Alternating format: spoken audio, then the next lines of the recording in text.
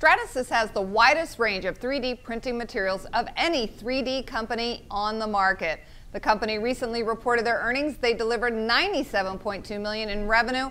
Unfortunately, they had a net loss of $15.5. I'm joined by the CEO, David Reis.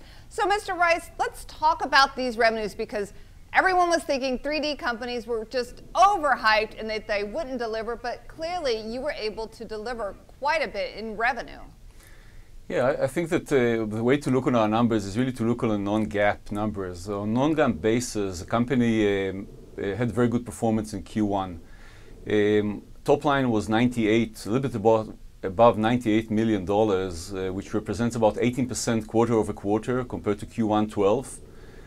We had a nice improvement in gross margin, and again, on a non-GAAP basis, net profit went up 40% year over year for approximately 12 to about $17 million. Well, that's very good. So with that kind of thought, what is your projection when you might be profitable? No, we are again, on a non-GAAP basis, we are profitable today. The big difference between the GAAP and the non-GAAP basis is coming from the fact that the company just merged. And there are a lot of expenses which are being calculated in the GAAP accounting. But from point of view of economics, the right way to look on the company is on the non-GAAP basis. And to this respect, the company is extremely profitable. With the use of the product, again, a lot of the criticism has been, well, it's just not something for the large scale, but you recently made an agreement with a dental company, which I thought was really interesting. Now, is the dental prosthetic made off of your machine something that really can be used, or is it more of a temporary type of unit? Yeah. The dental market is a very interesting market for us. We got into this market a few years ago. There are more than a few applications in the dental market that can be improved and can have a more cost-effective processes using 3D printing. Specifically today, with Stratasys equipment, we do not print crowns which are being used, but we have a lot of other applications, including the creation of stone models, aligners, which can be used in order to improve the processes in dental. There's so many different uses for these 3D products off of the machine. Where do you think is the biggest sector? What's going to be the biggest user of the product? Yeah, I think the industry is going to grow in a few directions. I think maybe the most fascinating area of growth in the coming years is going to be DDM, which is direct digital manufacturing. And this is basically the use of 3D printers as a device to produce end-use parts. In addition, I think that the market will grow downwards, which means we're going to see more and more use of 3D printers for design and engineering processes.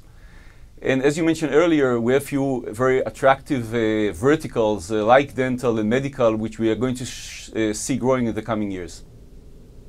When we look at the company, the price of the machines has been coming down. Is that a goal for your company, is to make them more affordable so that you can sell more of these machines? Yeah, the issue of selling more machines is not just price. Price is just one element of it. We are constantly working in Stratasys to reduce the prices.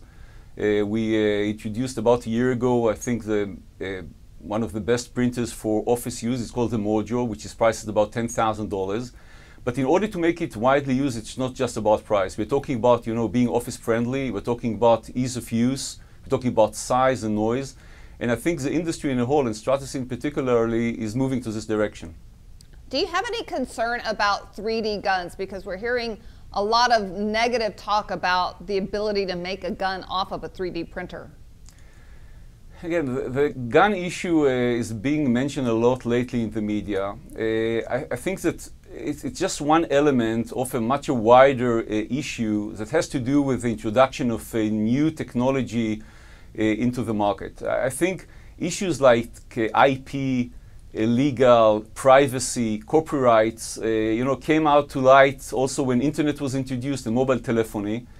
Me personally in Stratasys will promote our products in a positive way, and we plan to cooperate with agencies and other companies to make sure that our industry is going to grow in the right direction. And again, the issue of gun is just one element out of the wide issues that I mentioned earlier. Great. What is your guidance for the rest of the year?